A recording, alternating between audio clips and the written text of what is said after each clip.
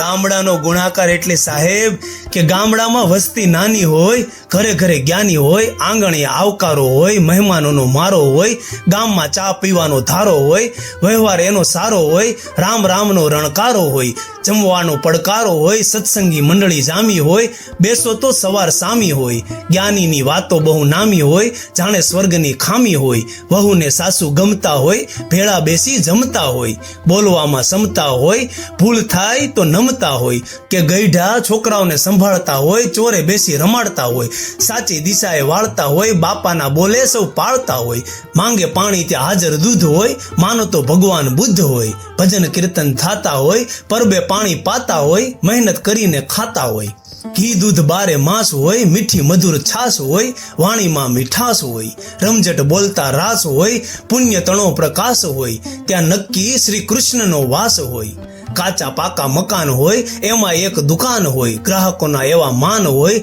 જાણે મળ્યા ભગવાન હોય, સંસ્કૃતિની શાન હોય, ત્યાં સુખી એના સંતાન હોય, એક ઓછરીએ રૂમ 4 હોય, સૌનું ભેળું જમણવાર હોય, અતિથિને આવકાર હોય, ખુલ્લા ઘરના દ્વાર હોય, વહુ દીકરીને વર્તારો હોય, ધણી પ્રાણથી પ્યારો હોય, કાનો ભલે કાળો હોય, એની રાધાને મન રૂપાળો હોય, ગામડું નાનું વતન હોય, ત્યાં જોગમાયાના જતન હોય, શીતળ વાયુ વાતો હોય, ઝાડવે જઈ અથડાતો હોય, મારે તેદી મલકાતો હોય, ગામડાનો મહિમા ગાતો હોય.